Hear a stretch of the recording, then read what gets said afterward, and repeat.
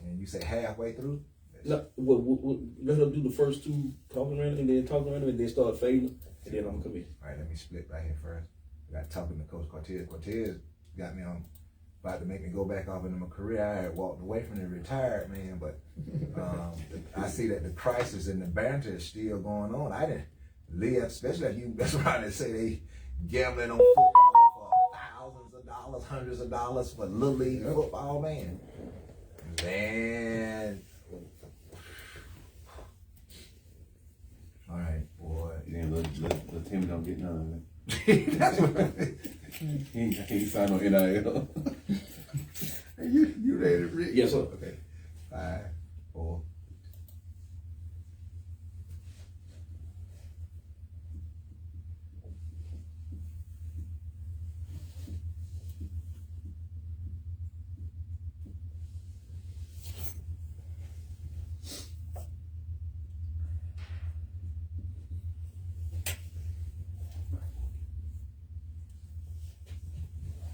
Welcome back to Barbershop Talking Random Ish with your boy Rick Kang and your other boys in chair number 1. Y'all know him as Boomer Side. We got the other side dog in the building. We call it, like they call him, Jokey. Jokey. Yes, sir. Yes, sir. We got my boy who's been, he came and gave us what we needed tonight. Coach Cortez in the building. How you doing, my guy?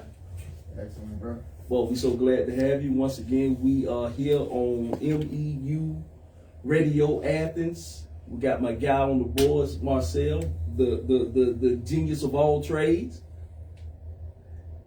We also are brought to you by Wayne Kane, Big Cuz himself. This ain't Big Cuz production. I'm not putting this on you, Big Cuz. This is a Rick Kane filming production. Hey, I'm sorry, because had some things he had, obligations he had to get to, and also brought to us by Quinn Visual Impact. Quinn Digital Impact. Visual. Right, visual. Quinn Visual Impact. Yes, sir. Hey, man, we're going to get on back into it. When we left off, we were finna get into these feeder programs. Now, before we get into that, what you was finna go into, I want some things that I've been told and kind of things I've observed. Speaking of feeder programs, like looking at the Gwinnett areas, they have these feeder programs. It seemed like they were more worried about developing kids as opposed to some of these leagues that's out in the city of Atlanta who's worried about winning championships and going to nationals, and if the kid get developed, the kid get developed. If he don't, he don't. Athens. Hey, Rick, Go ahead. caveat. As the kid get older, these Atlanta kids, they end up at these Gwinnett kids. Gwinnett schools in high school. So who are you developing them to feed Gwinnett? You're gonna see Atlanta youth football is a feeder program for Cool. You do, hey boy, and speaking of Wayne Kane is in the bit. And then Wayne Kane coming. You come here back. Hey, open it up, man. What they got? They got the chicken scraps and some. What they got? What's in that little thing? The little pumper? Don't open that one over there, Mr. Cortez. Don't pop that thing over there. Wayne Kane is in the building. Yes, sir. Give it up for the Wayne Kane. Hey, this how you show up. Hey, that's how you show up. Well, what he told him, every time you show up late, this how you show up. Moving forward, sir. All right, go ahead, Rick. No, go back to what you said. Well, I was just basically saying that, a lot of these kids that are on these national teams in the city of Atlanta, and usually 9 times out of 10, they're going to end up at one of these Gwinnett schools before going to college. Yes. So, okay. Now, they grabbing selected kids, right? To these programs. They're not grabbing anybody. They just taking, these parents understand that your kid, when you want your kid to go get a D1 scholarship, you got to come out of one of them Gwinnett schools. Okay. So nobody's grabbing, because Gwinnett got their own little feeder program. Yes, which has been successful for years. Yes. And they don't play outside of their Gwinnett. Yes. They're not allowed to. So Yeah. you have to play within the county. And then you have your own little national championship, and you never see these Gwinnett teams going to Miami and all these other different Absolutely. places. They don't do it. Absolutely. They don't put that much pressure on their parents as far as getting hotels and having to give little Johnny all this money to go play a game in North Carolina on a Saturday or Sunday. That goes deeper than we ready to talk about today. That goes to culture. That Gwinnett is more about results. And these other things, unfortunately, our culture is more about the show. It's about the fashion. It's about making the big trips. Now, there's nothing wrong with, because Coach Cortez said it earlier, exposing our kids to different places. We should always want to expose our kids to different environments, different places that they haven't been to. Mm-hmm. But these other programs, they're more focused on, we're gonna develop and we're gonna feed. We're not gonna overburden the parents with the hotels, the trips. We're gonna say that because now the parents are more willing to do because they're not coming out of the pocket as much. Okay, now let's get to Athens. Now, at one time, Athens had 12,000 youth league teams. And they might have one team got a 5U and a 7U. Another team might have a 10U and a 5U and another team. And one of my questions have been, why can't some of this come together? So like you said, a couple of years ago, Northeast Georgia went under, and Cedar Shoals and Clark Central started a feeder program. And 3D stayed independent,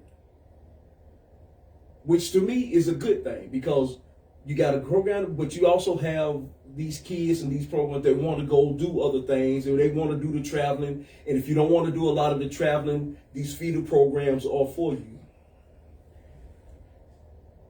You're on, Cortez. How did this come about? What happened? Why did all of a sudden Athens came into the feeder program? It had not already been, especially when you look at, especially on the east side, we losing so many kids. We have lost so many kids. And we're not saying we don't have kids, because I know we got kids and I know we have talented kids in Athens. Why have we never been able to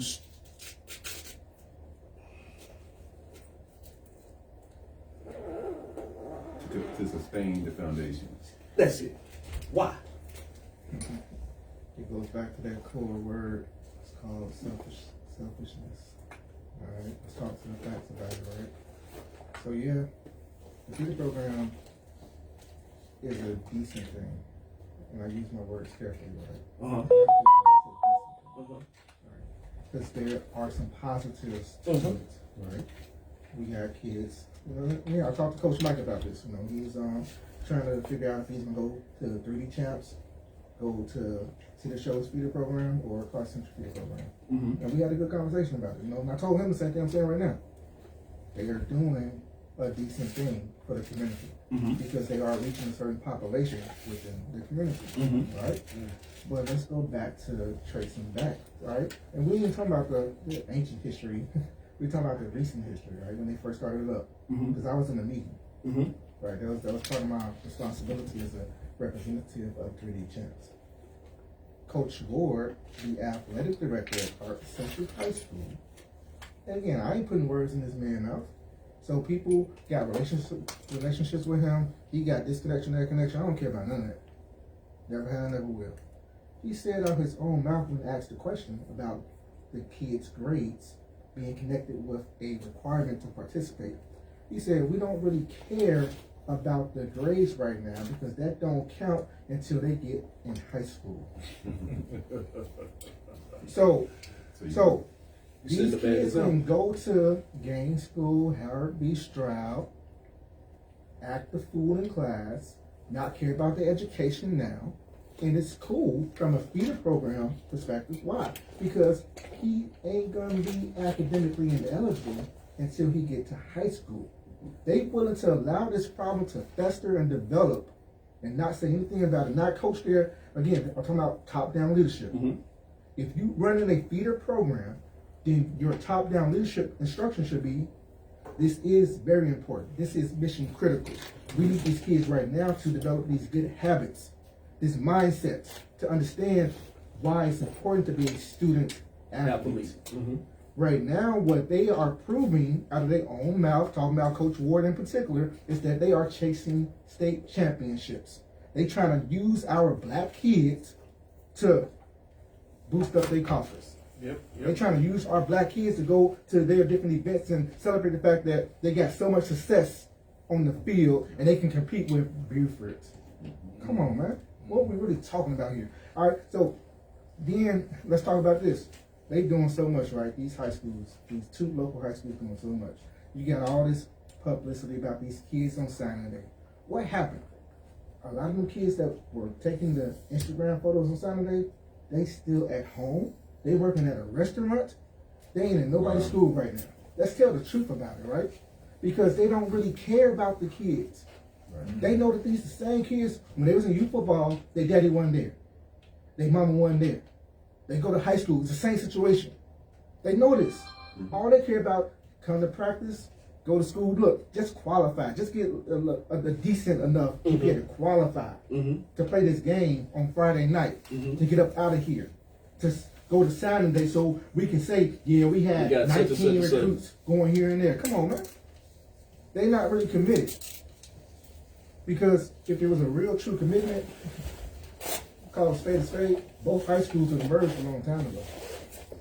See, the shows is too weak to stand on its own 2 feet because, again, if the feeder program was started back when it should have been started, way back eons ago, even before Coach Cortez came to Athens, this should have been a thing way back eons ago, right? If it was started then with the right leadership, with the right mindset, with the right program development, without the super egos, without money being, again, high school is about money too. Let's talk about that, all right? If it was started with the right perspectives, then okay, you'll have a stronger base that see the shows. See the shows don't have to go out there and get embarrassed week to week. Because there's not a lack of talent. That ain't what's going on at all. You mean in Athens or on City field? shows. In Athens, there's a lack of talent on City Show field right now. No, it's not about a lack of talent. I'm telling you. A lot of them kids came from these youth programs and they got the talent. It's not being properly developed. And yeah, it's tough to do anything with 40 kids on a varsity program roster. We know the facts about football. But again, he created that monster himself. Why? Because back in 2018, he looked Coach Bed in his face and said, we don't need 3D champs. Probably having nightmares right now.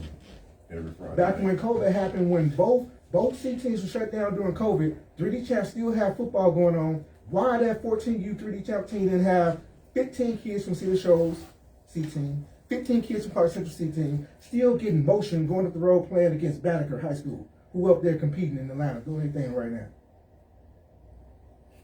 Because the leadership at Cedar Shoals, Coach Rouse, and Clark Central, Coach Perno, told them boys, you cannot go play with 3D champs, otherwise you will not be playing on our team. Why? We know this, because our boys told us this. Why are you standing in the way of progress and development? Because you don't like somebody? What we do to you?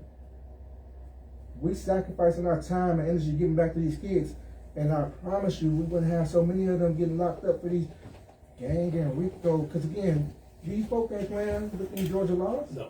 They don't care about our young black kids. And now we got all this prejudice trickling down to the youth level. We got this youth coach over here, he mad at that youth coach. He on Facebook saying this about that youth coach. Then they going back and forth. Everybody getting lost in the sauce and forgetting about what? The kids. The kids. The kids. The kids done got lost. Because, like I say, leaves. I got out of the Facebook group because there was so much pettiness and talking about this one and that one, what they ain't doing, what we doing, and who gonna get credit for. And none of the conversations were about the kids. So I was like, let me myself, pull back from that because all I want to do is service these kids.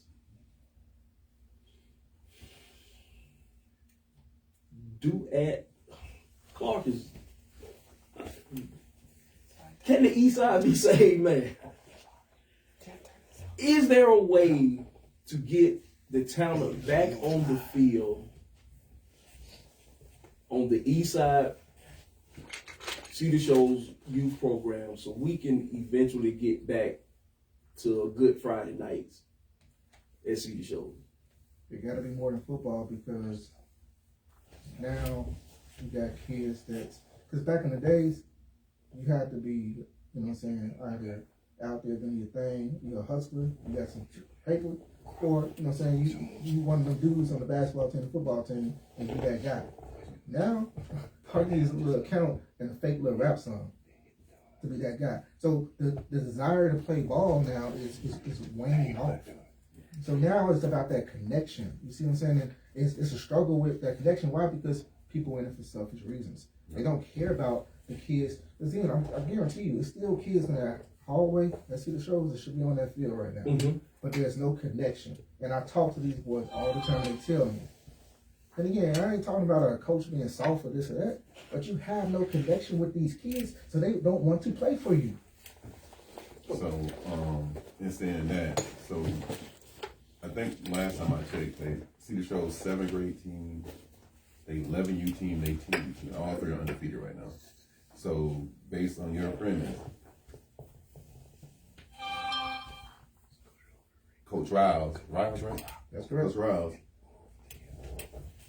he's gonna lose connection with that group of kids because the way it's broke down, they are scheduled to go to see the shows, right? Right. With them playing for the feeder program. So you got 3 really good age groups coming up from 7, 11, I guess 7, 6, and 5 maybe. So 5th grade, 7th, 6th grade, 5th grade. So based on what you're saying, that means that we should be worried about these talented kids not making it on the field on Friday nights for us. So I'm just. how do we keep? Let me ask you this, Coach.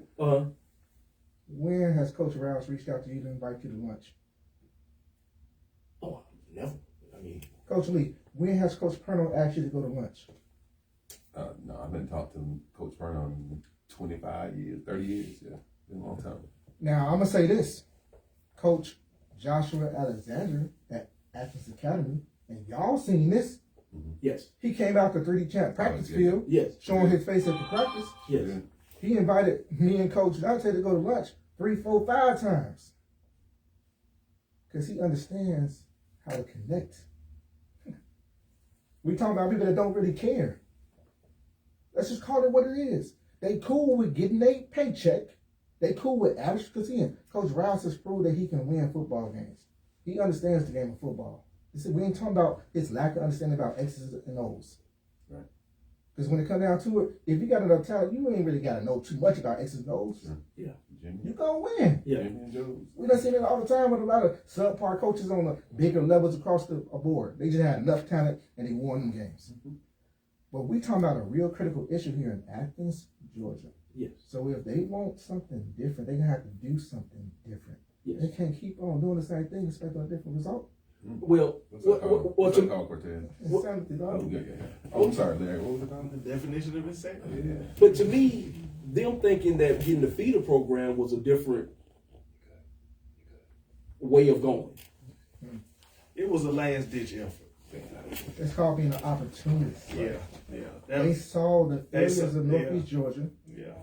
and they said, "Oh, let's go ahead and swoop in." And grab this talent while it's out there. And to that defense, you remember that first year before the feeder, they pretty much couldn't even finish a season because they don't had they had no teams, no games, nobody was playing. Yes. Nobody but us. Right. So they had to, like you said, this last ditch effort because They had control. Right. Because they had Because 3D Champs was in motion. Mm-hmm. Had a lot of motion going on. All they had to do was just come up under the umbrella. They could have kept their little titles. They could have kept their little fame. Been on social media popping. But follow the structure that we had implemented already. That's the key word you said. The structure. Mm-hmm. They don't have to follow the structure. Because it's as we talked about throughout the thing, it's no longer about the kids anymore. Ego. It's about ego. And the structure for 3D, having been there just for the time I was, is all about the kids. It's about the benefit of the kids. Now, everything, you always have your outliers as far as anything. Yes, of course. Of course, but that structure is about the kids. And most, I hate to use the word most, but I'll just say it, most don't want that structure. They want to be able, they want the credit, they want the glory, and they want it for themselves. Right. And it's strictly no longer about, because like you said, a lot of them, they haven't even played. It used to be when we were coming through, and those right after us, they were trying to live their lives through the kids. I want my former football glory through my sons now. Oh, it's still going on. It is, but now it's more, I want the attention. Mm-hmm. And I said earlier, we have a problem distinguishing fame from infamy. Yeah. We want to be seen good, bad, or indifferent. We don't care what the light is. Just put the light on me, baby. Was that question? What was that question Billy Ho asked? Do we want to look good? Do you want to look good losing, or do you want to win? That's the question. And we love to look good losing. Let's pivot for a minute. And what I'm finna pivot to is still back with 3D, because while we were there, my first season there, we went to 2 or 3 different fields. Politics. Yes, sir. 3 different fields. Yeah, because we started at Rock, and then we ended up at East Side, and then we ended up somewhere else. Trail Creek. 3 different fields. 3D couldn't get a place to play. Politics. Right. Not just play, practice. and when we practice it, we might not be able to play at. So softball field. The politics of, I guess we finna step into politics. This is politics season, political season. Larry, your Super Bowl is going right now. These are the ones you want right there. Yes, sir. Early voting is going on. We don't care who you vote for. Ooh, that thing look good right there. Good. You should see that thing right there on the camera. Oh, I'm sorry. I get distracted sometimes.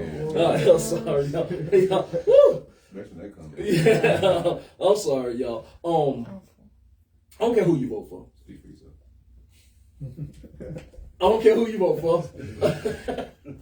This is not that program. This is not Fox or CBS or MSN or what's the other one? CNN. Yeah. This is not that. My man at USPS. This is your Super Bowl. Well, it's more like the playoffs. The Super Bowl is the holiday. It's the Christmas season. It's the Christmas season. Okay. There's a warm up. Oh, so okay. What Top Cat is referring to is the mail-in ballots. Yes, sir. So and tomorrow. Now I seen somewhere. And tomorrow's the last day for to request. Yes. Tomorrow's last day to request the mail-in ballot. Yes. Okay. Now, so when do they have to be mailed in? You mail the ballot any day you choose. So desire to drop a ballot. Any day you take a ballot to the postal service, you can bring it to the postal service. I've had ballots brought in on the day of the election. I've had ballots brought in 2 days after the election. Okay, so but the one that come in 2 days after is they gonna be counted? Hold on. The one that and we postmark everything. No. Georgia's not a postmark state. Exactly. Yeah. So let's dive into that. Let's go ahead. What a postmark state is in certain states they count ballots up to 3 days after the election. And as long as it has that postmark of the day of the election, it will be counted. Georgia is not a postmark state. No, it's not. So what does that mean? Georgia, all ballots have to be counted on the 5th by 7 p.m. By 7 p.m. So those that come 2 days later, they're not gonna be trash. Right. They go to the Board of Elections. Right. Okay. Now, what the board of election does with them, that's with the board of election. But the postal service will deliver them to the board of elections. Okay. Now, I know a few years ago, maybe the last couple of years, that around election time, there was about putting them in the box, the drop box. the drop boxes. Drop box. That became a big political theme about these drop boxes. That became a thing because what board of elections at the time, they were trying to use postal boxes that look like your blue collection boxes. So what you have is some BOEs have drop boxes outside of their offices, and you can take your ballot and put it in the drop box. Uh-huh. You can take your ballot and put it in a blue collection box. It will be collected by your local postal employee, and it will be processed and delivered to your board of election. What the post office recommends is that you get your ballot in early. Remember, I just want to remind people, the service standard for the first class mail is 3 to 5 days. 3 to 5 days to deliver a first class piece of mail. But if it's in the, but if I put it in that thing, service standard for a first class piece of mail is 3 to 5 days. So the election on the 5th. so it needs to be there You need to be tomorrow. Mail tomorrow. No, the first. It technically need to be there on the first. Well, what we do during this time period, we employ what we like to call extraordinary measures. The Postal Service during this time of year will take extra steps to ensure that the ballot gets to where it's going, no matter what. So if you brought a ballot in to your local post office and they service a BOE on the day of the election, I can promise you that ballot will get to the board of election. So okay, what you say? So if say the day of, I got this. I need to bring the best thing to do is take it into the post office and not drop. The best thing to do is to take it to the board of election. Where is the board of election? It's for every different county. There's 159 board of elections in the state of Georgia. Okay. So each county has their own. BOE. So can I look up Athens BOE that can be looked. Yeah, it's like down on Hancock or something like that. I ain't too. You good, but that's the thing. Go and find that thing for the people. I have all 159 BOEs. That is my task for this season. So you believe that Athens is So the thing is, if you are voting with an absentee ballot, make sure that you fill out your ballot correctly and make sure that you do get it to the board of elections. Like I said, Postal Service will get it where it's supposed to go, without a shadow of doubt, with no issues. That is the promise that we have made to America. We service our community, but I would always advise the customer to take it directly to the board of elections. And the board of election in Athens, Georgia is 155 East Washington Street. Thank you, ma'am. 155 East Washington Street. The Board of Elections in Athens, Georgia, the classic city, is 155 East Washington Street. Now, the thing to remember is there's still early voting going. Yes. Like I said, postal employees don't, as Rick stated, don't care who you vote for. Our responsibility to get your mail from point A to point B. That's the only goal. So, I think Georgia's broken a record. There's almost 2 million people that have voted early for this election. There's only, I think it's 8 or 9 million people in the state. Okay. So we already have 1/4 of the people have already casted their vote. So do your civic duty. What is that? Is early vote like if they is that better for y'all? If say if everybody was to get out and voted early, would that be good? You have to remember this. There are restrictions on reasons you can get a absentee ballot. You just can't now during 2020 during the COVID, everybody get absentee ballot. Right. But there's reasons you have to have when you request an absentee ballot. I don't know what all those are, but you have to reach out to your local board of elections and you request it, and there's a series of things they will request from you to see if you qualify to get an absentee ballot. Okay. Vote early. Okay. Makes a big difference. It does. 5 minutes, 5 minutes. I mean, I think a lot of people get discouraged, especially if they go on election day. Yes. Long Long lines wrapped around the building. So there's a chance that people that want to vote don't even vote, walk out of line. Yeah, that's So one of the, I think there's only 5 states left that don't have early voting. So early voting is a great opportunity for the American people to do their civic duty. Right. It is a great opportunity because it allows us as citizens to avoid the long lines and to exercise our rights for especially people in our community that we have had people die for. Say it now.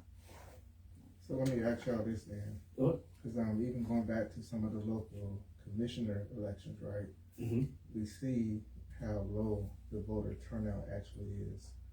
In y'all opinion, from y'all perspective, why do the large majority of people in Athens don't vote? We don't trust the system. Still don't trust the system. I'll go even. And I'm one of those people. I will tell you the absolute truth about myself. I don't, especially with the national, I trusted a little more on local, but a lot of the national stuff, I don't trust it because I hadn't seen where it has benefited my people. I have seen some of the local things, but to me, that is a lot of what's going on. Right. Now, go ahead. I think a lot of it is bred out of ignorance. I don't think we've been taught that the true power is in the local and not so much in the national. Change happens on grassroots levels. Change happens at your local level. Change happens at the board of education, the school board, your commissioner, your coroner, your local sheriff. That's where change happens. Say it. Change doesn't happen it can on the congressional, senate, and presidential level. Right. Those everything has a check and balance, but no matter who sits on Pennsylvania Avenue. 1600, that's right. It does, depending on who's control of the House or the House Senate. and the Senate, yeah. That's gonna dictate what gets accomplished and what doesn't get accomplished. But on a local level, now you got it. That's what's gonna affect our community, our parents, our children, and ourselves. And I agree with Larry in the fact of the term that he used, ignorance. Sometimes we are so uninformed about the issues that we get caught up in the distractions. Yeah. So therefore we don't see the grand picture. As he said, local, okay, I make a statement a lot of times, and I say this a lot of places that I go, that it's global, but it's really local. Okay? And most of us are more saying you're using two extremes. Yeah, I'm trying to really get you to see that. If you just focus on global, what can you really control globally? So see, it's global, but it's really what? Local. Okay? Because we can control what locally happens. We can control what's in our locale, see? We can actually even know the people that are in our locale community. Therefore, our vocale carries more weight when we speak to them. But if you speaking from Athens to somebody in Washington, D.C. that you don't know and you don't have a bunch of bandwidth, then guess what? Did they really hear you? I learned in leadership that we make changes horizontally. Come on. And that means we affected one member, one family at a time. So if we have to do that, we have to think about that on a community basis. So if I affect the change in my community, then I can affect the change in my city. Then I can affect the change in my state. then I can affect the change in my nation. We're too caught up in working it backwards. Mhm. We want to affect the change in the nation and think it's going to trickle down. We have to work it from the local level up, or it's not going to work that way. That's right. Not sustainable. It's not sustainable. It's almost like you said, what Coach Cortez and Coach Lee pointed to. You can go fix a kid, but if you send me back to a broken home, what's going to happen if I stay too long? Absolutely. I'm going to get broke again, right? See, but the thing is, even in that, as long as what we have to do is what we can do. You control what you control what you can control. Right. So on that Tuesday and Thursday that we had the kid, Mhm. we instill what we instill. And by reprogramming his mind, we hope that it infects The the home. parent, the Yes. home.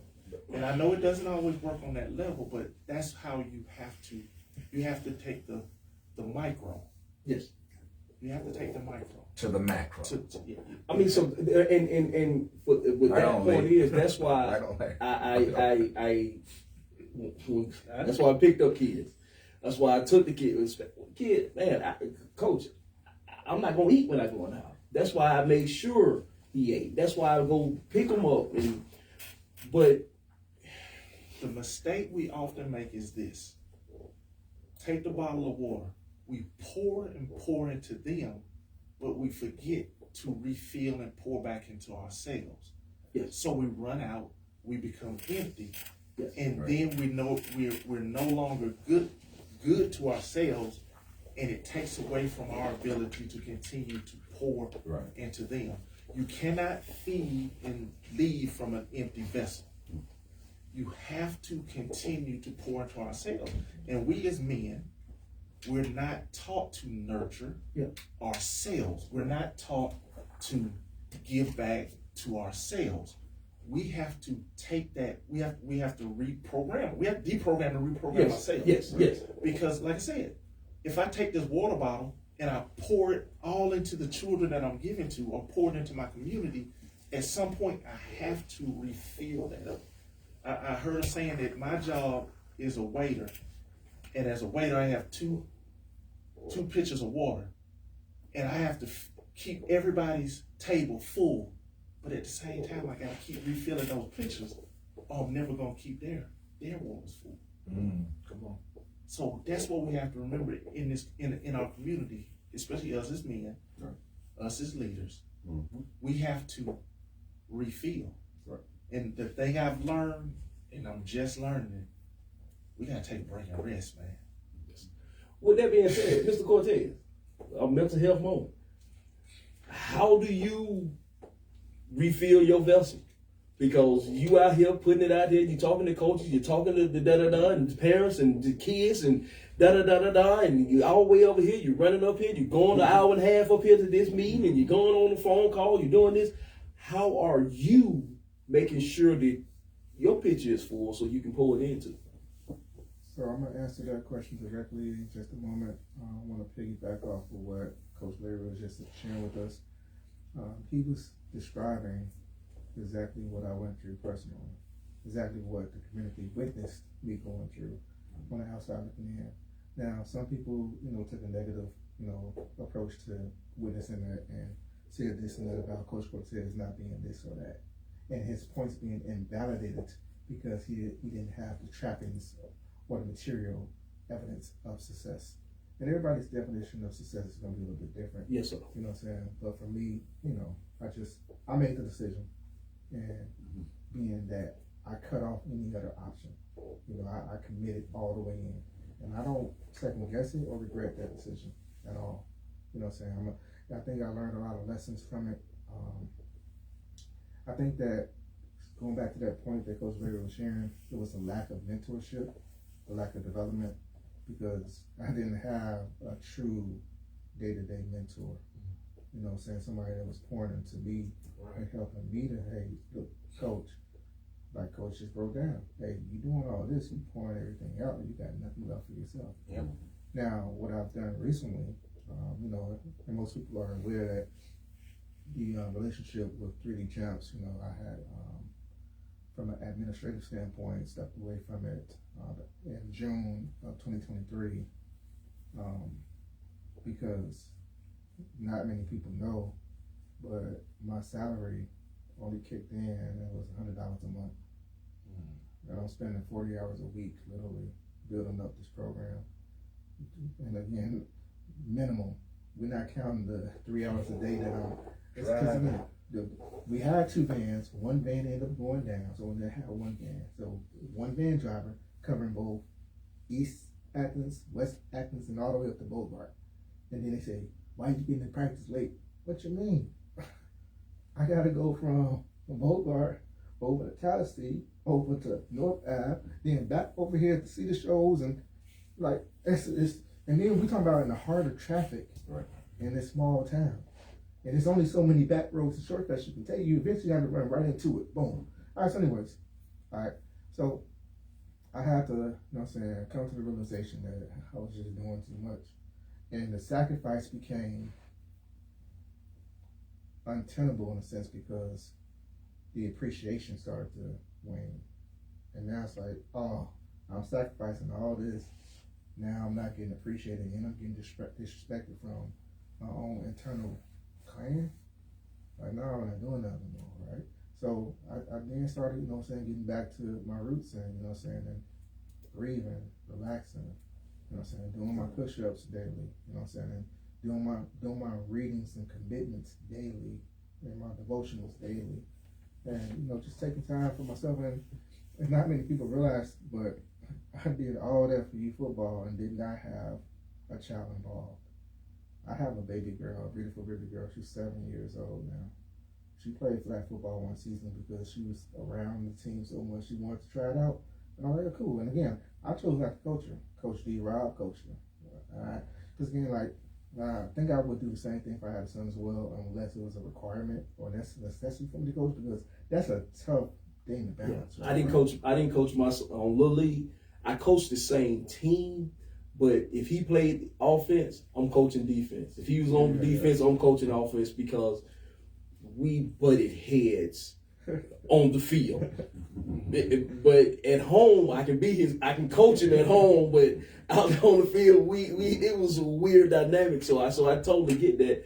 And that's another thing that I know that me and Lee and Larry, he was out there, we don't have a kid. Folks say, well, your son, I don't have one. Mm-hmm. So we love this. This is an act of love for the kids. A calling. Right. Yeah. So I definitely get that. So yeah, but that mental draining, a thank you coach every now and then is all right. And that happens as many times as you can count on your right hand. Right. Yeah. And when you talk about from the kids, we talk about from the Bears. The kids tell you all the time. The kids love the kid.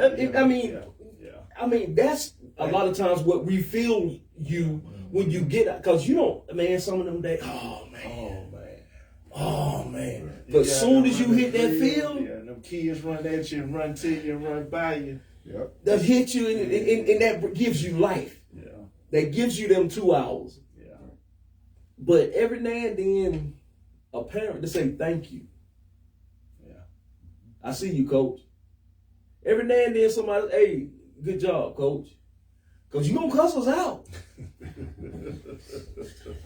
You definitely going to cuss us out.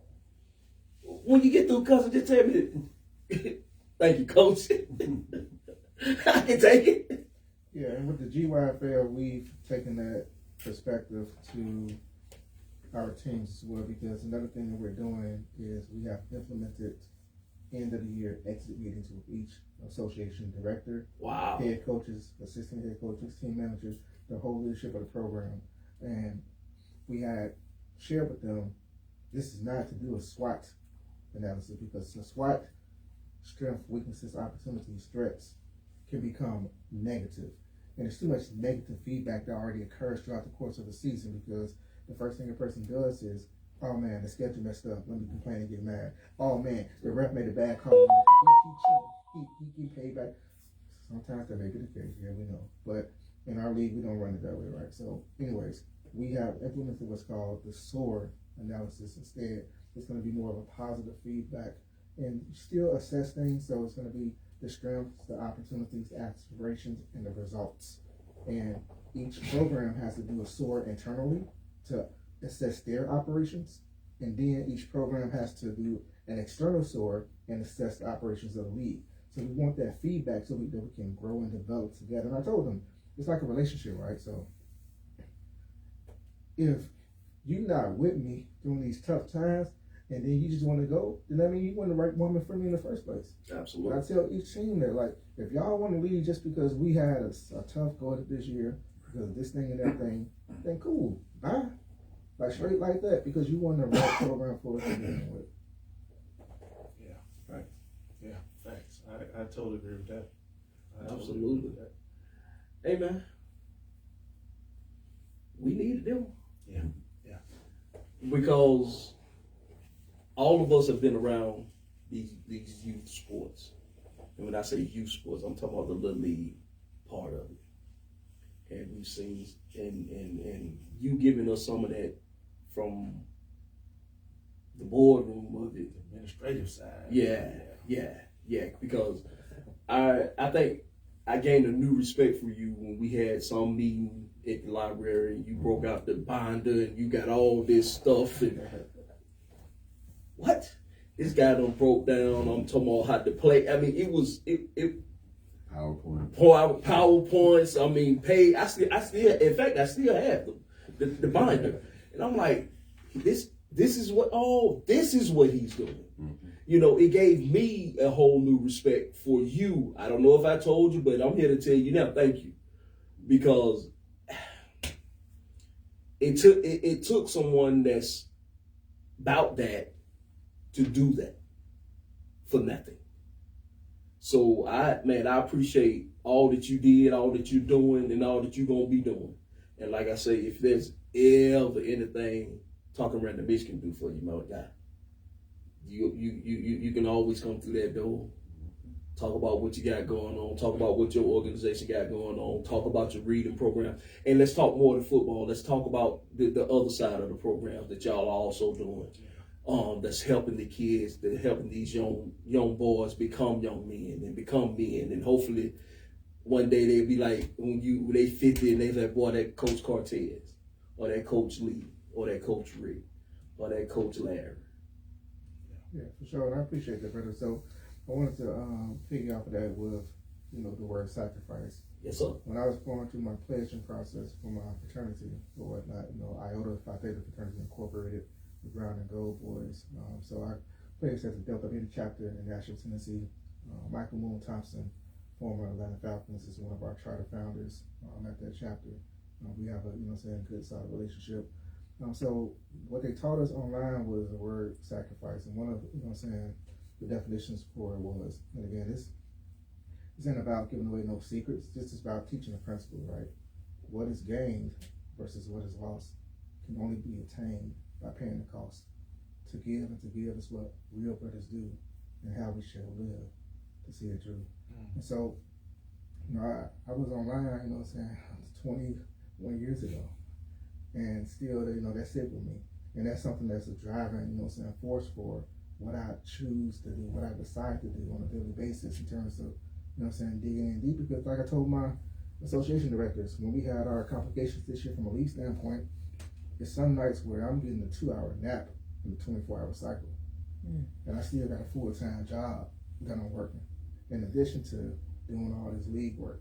This is the first time in 12 years that I did not coach Little League football, because I was needed so thoroughly on the admin, the business side from a growth and development standpoint. And that leads me to my last point I'm going to share. What we're doing is we're going to have symposiums, and it's off-season symposiums to help them. Because again, it's one thing to say what a person struggles with, but it's another thing to provide a solution to those problems. And so we said we have an issue with leadership not knowing how to run their business. Because again, this is a business. This is the youth development business. It shouldn't be people have to resort to betting on the game to generate some revenue flow. It shouldn't be people gotta, take money off of the registration, put in their pockets, right? in real theory, like a real youth program, these men and women should be getting paid a salary. Right. Like, truth be told. And again, it could be something that's nominal as $1,000 a month type of deal. But how do you get to that point? You have to develop your business in a certain structure. All right, you got to be registered with the state. You got to get that EIN number. You got to go ahead and, you know what I'm saying, and apply for those 501c3s. And you don't have to do the long form. You can do the short form. $275. It's an easy little click of a button. Nowadays, it's online. And we want to teach people how to go about doing that. Why? Because now you position yourself for what? Gaining access. All right, y'all see the shirt I got on. So I've been blessed with a new opportunity. I'm working with the Food Bank of Northeast Georgia. All right, that's my full-time, my new full-time job. I'm getting paid to do something good for the community, right? Yes, sir. And all the local youth programs in Athens need to take advantage of what's available with the food bank. All right, it's right there on Newton Bridge Road, right? This is what you can do, all right? You become a member, you go to the website, it's, you know what I'm saying, foodbanknega.org, all right? You go ahead and apply for the membership. Then guess what you do? And y'all know what we did with 3D Challenge, right? And we ain't even had this game when we was doing it. Right. This is the game. You go to what's called the sharing floor at the food bank. They got all of these crates. Mind you, the bread is free. Right? The drinks are free. Y'all know how much we went to the stores and Yes, sir. having a big parent say, Yes. look, you ain't paid the registration fee, at least let's get some of the food stamps on. Like, what's up? Yeah. You know what I'm saying? So, Yeah. the food bank is a nonprofit. The way they got it structured is member organizations can pay between 6 cents and 18 cents per pound. And we talking about good quality stuff, man. Like my role is the volunteer coordinator. So I work with the lead volunteer coordinator, and we have, you know, something between 5 and 10 people come in for 1 or 2 shifts a day to sort out all these donations that the food bank is getting, or the items that the food bank is getting from USDA or from Walmart or from, you know what I'm saying, Publix, Aldi's. All this food that these programs need, because why? You said it earlier, these kids not eating. So if these programs handle their business and get registered the proper way, right? Get these documentations in place, have the right kind of leadership, right? Get attached to the right type of associations. You get all that access. Then guess what? You ain't got to spend $1,000 for your fish fry fundraiser.